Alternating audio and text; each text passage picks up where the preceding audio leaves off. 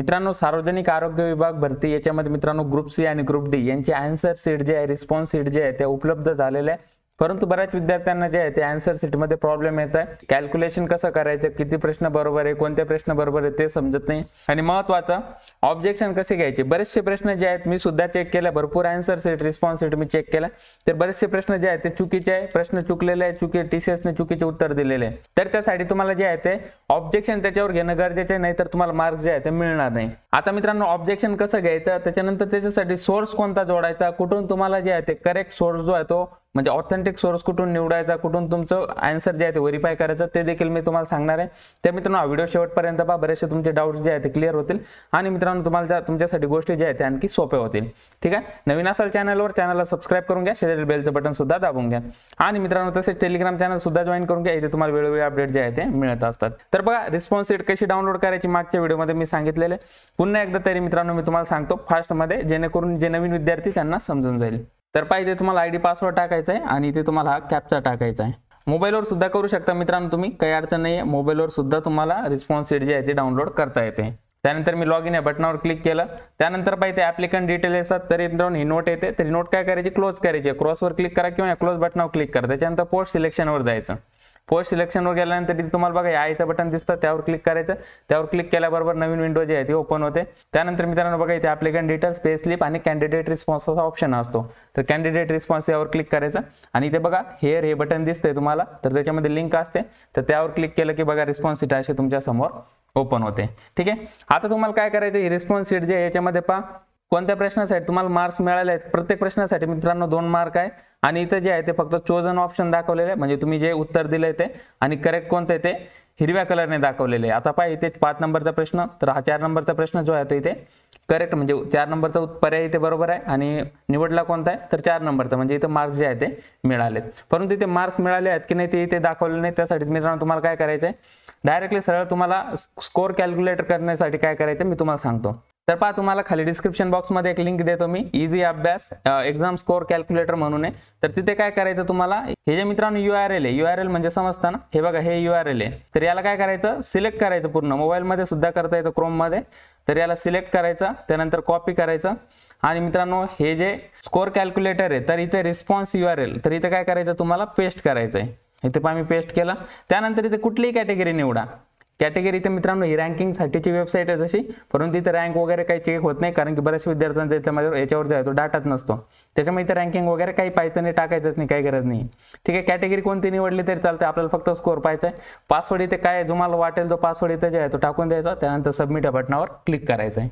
तर पाहिजे जसं तुम्ही याच्यावर क्लिक करता तर मित्रांनो इथे लोड होत आहे, थोड्या वेळाने इथे दाखवतील। तर मित्रांनो हे लोड होईपर्यंत मी तुम्हाला काय करतो, ऑब्जेक्शन बाबतीत सांगतो। तर ऑब्जेक्शन तुम्हाला कधीपासून घेता येणार आहे, तर चुकीच्या उत्तरासाठी 18 तारखेपासून, 18 डिसेंबर पासून तुम्हाला जे आहे ते ऑब्जेक्शन घेता येणार आहे, 18 ते 20, म्हणजे मित्रांनो 2च दिवस जे आहे तुमच्याकडे इथे ऑब्जेक्शन घेण्यासाठी आहे। तर मित्रांनो आता तुम्ही काय करायचंय, तुमची जी रिस्पॉन्स शीट आहे तर रिस्पॉन्स शीट काय करायचं मित्रांनो, तुम्हाला एकदा स्टडी करायची। कशी स्टडी करणार, तर एक क्वेश्चन मित्रांनो तुम्हाला बारकाईने पाहायचं आहे। आता मित्रांनो मी तुम्हाला जे स्कोरचं सांगितलं तर ते डायरेक्ट स्कोर कॅल्क्युलेट करण्यासाठी, परंतु तुम्हाला काय करायचं, एक प्रश्न जो आहे तो व्यवस्थित चेक करायचा, व्यवस्थित रीड करायचे, 4 ऑप्शन पुन्हा रीड करायचे।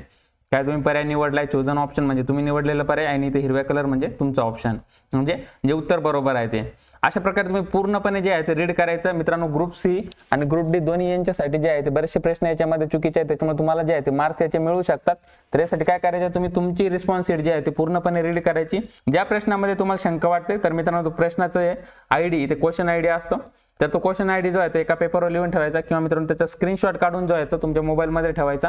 तर मित्रांनो तो प्रश्न तुम्हाला व्हेरीफाय करण्यासाठी, त्याचं उत्तर व्हेरीफाय करण्यासाठी काय करायचे, सोर्सेस शोधायचे। आता मित्रांनो सोर्स जे आहे ते तुम्ही कुठे शोधणार, तर पहा जीकेचा क्वेश्चन असेल किंवा इतर काही मित्रांनो क्वेश्चन असेल तर तुम्हाला काय करायचं, स्टेट बोर्ड मध्ये जायचंय। नॉन टेक्निकल असेल तर तुम्ही स्टेट बोर्ड जे आहे ते ऑथेंटिक सोर्स आहे, स्टेट बोर्ड मध्ये तुम्ही शोधायचंय, तर तिथे तुम्हाला मिळून जाईल। रेफरन्स म्हणून तिथे अपडेट करू शकतात, अपलोड करू शकतात ऑब्जेक्शनच्या वेळेस। आणि मित्रांनो बाकी ग्रुप सी मधले जे पोस्ट आहे तर मेडिकलच्या पोस्ट आहे। तर मित्रांनो बघा याच्यामध्ये अनाटॉमी, फिजिओलॉजी, फार्मॅकोलॉजी असे क्वेश्चन असे मित्रांनो इथे सब्जेक्ट आहे। तर अनाटॉमी याच्यासाठी तुम्ही काय करू शकता, BD 84चं बुक आहे। फिजिओलॉजी साठी सुद्धा मित्रांनो एक बघा जे ऑथेंटिक बुक आहे ते MBBS साठी यूज करतात।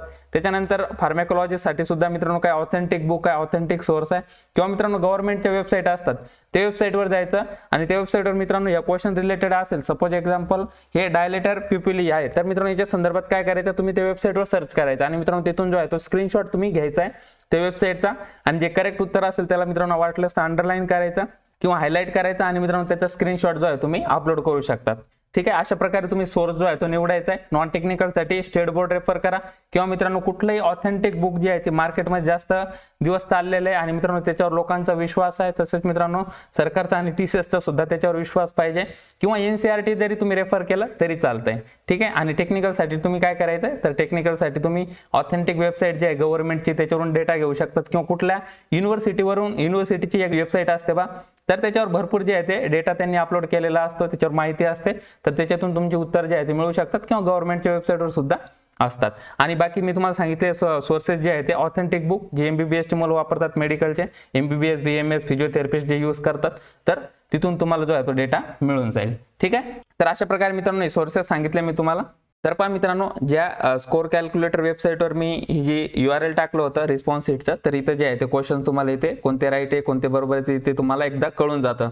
ठीक आहे, जेणेकरून मित्रांनो हे तुम्हाला आणखी थोडंसं फास्ट मध्ये होईल, म्हणजे नंतर पाहताना आता तुम्ही याची प्रिंट करून घेतली तर चांगलीच गोष्ट आहे, परंतु मित्रांनो एवढी मोठं म्हणजे प्रिंट करणं ते शक्य नाही, त्याच्यामुळे मित्रांनो तुम्ही याचा स्क्रीनशॉट घ्यायचा आहे तुमच्या रिस्पॉन्स शीटचा, म्हणजे आन्सरचा हा जो तक्ता आहे, तर याच्यावरून तुम्हाला कळतं की पहिले 4 क्वेश्चन जे आहे ते चुकीचे, म्हणजे मला पहिले 4 क्वेश्चन मध्ये जे आहे ते चेक करायचं की याच्यामध्ये काय होऊ शकतं, म्हणजे याच्यावर मला ऑब्जेक्शन घेता येईल का, याचं उत्तर बरोबर येऊ शकतं का ते चेक करायचं। त्याच्यानंतर 5-6 तर बरोबर आहे, 7चं पाहायचं, त्याच्यानंतर 8 सोडून द्यायचं, बरोबर आहे, त्याचे मार्क्स आपल्याला मिळालेले।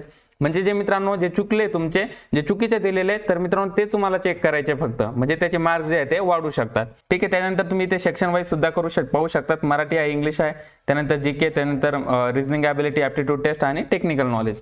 तर अशा प्रकारे मित्रांनो इथे जे आहे तुम्ही रिझल्ट जो आहे तो तुमचा म्हणजे स्कोर जो आहे तो तुम्ही इझिली कॅल्क्युलेट करू शकतात या वेबसाईटच्या माध्यमातून। खाली डिस्क्रिप्शन बॉक्समध्ये तुम्हाला लिंक दिलेली आहे।